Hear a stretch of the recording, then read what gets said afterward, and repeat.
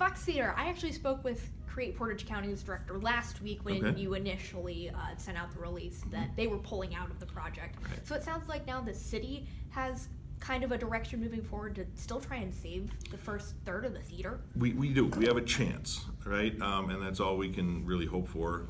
The alternative is that the building has to come down, all of it.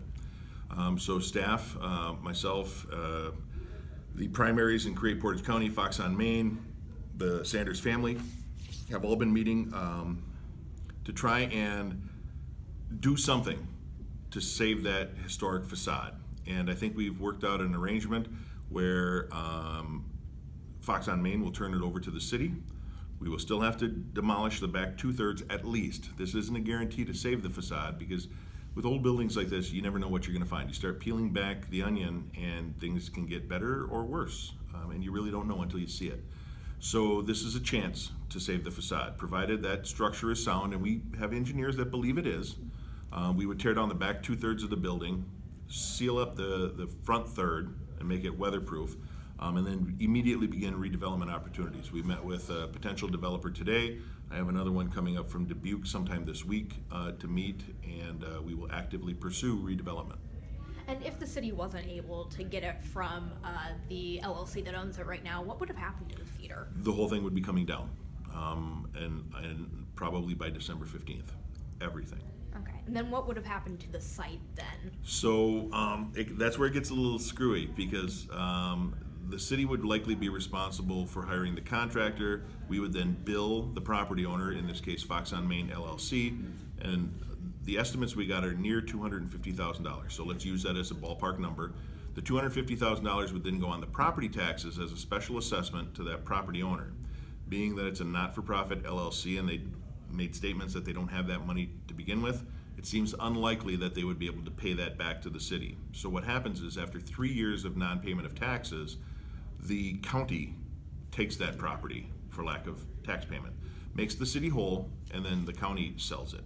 The city would be interested, of course, in buying that back as the county doesn't want it, or probably doesn't want it, I shouldn't speak for them.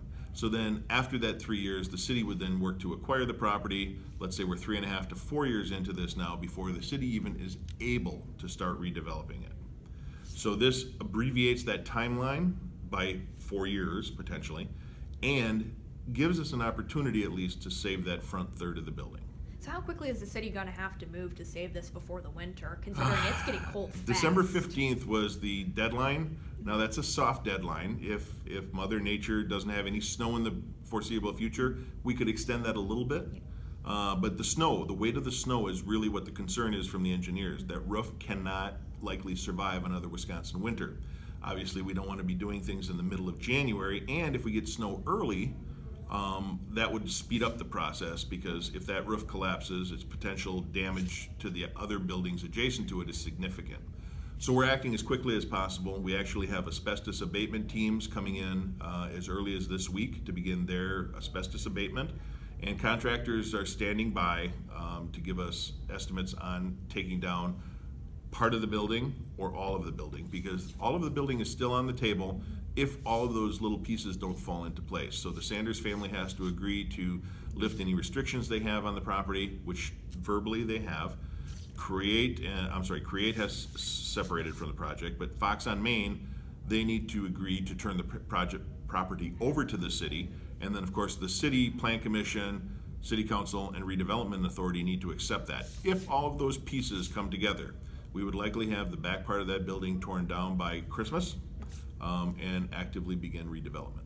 And does it look like that it could be a pretty good redevelopment site once everything does fall into place, if it does? So it's a challenging site, right? It's constricted, and it's on the downtown street front, but it's got some challenges. It's an old building, as you can imagine. The plumbing and HVAC and everything would need to get redone. So it doesn't have zero challenges. There are some opportunities that I think people would be willing to take advantage of. There's also some drawbacks. So it's not a fresh, clean, new site, but I think there's some pretty good opportunities there. So the council didn't take action tonight. When would you expect them to take action? So all these pieces have to come into play, right? So everything is contingent on everything else. Yeah.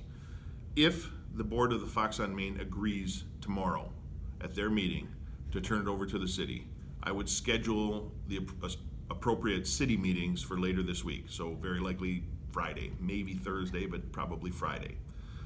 The Sanders family, as I said, has already agreed verbally and in writing that they would be willing to waive those restrictions. So we have to get the legal paperwork done there, and then we could have this thing working by the end of this week or very early next week. Okay. Anything else that you want people to know about it? No,